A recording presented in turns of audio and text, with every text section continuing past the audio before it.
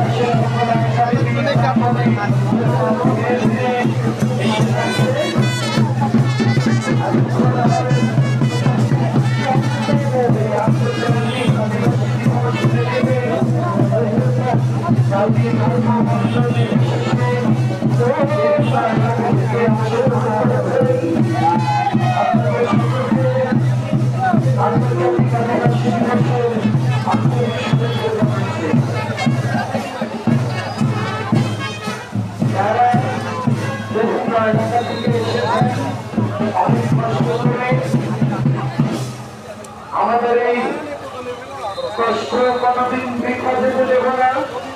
আমরা আমাদের আদিবাসীদের অধিকার প্রতিষ্ঠায়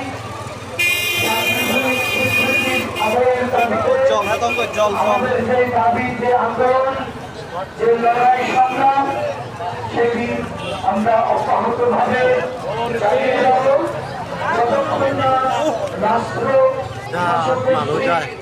আমাদের আদিবাসী হিসেবে সাংবিধানিক স্বীকৃতি না দেয় ততক্ষণ পর্যন্ত সারা চট্টগ্রাম, সারা বাংলাদেশে বসবাস করা আদিবাসী সমাজ অর্থাৎ পৃথিবীর বিভিন্ন প্রান্তে আমরা আদিবাসীরা যারা রয়েছে আমরা এই দাবি সারা বিশ্বে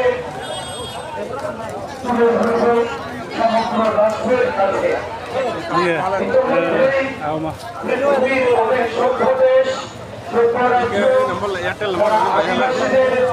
আদিবাসী মেনে নিয়েছে, স্বীকৃতি প্রদান করেছে এবং কি সাংবিধানিক স্বীকৃতিও তারা দিয়েছে।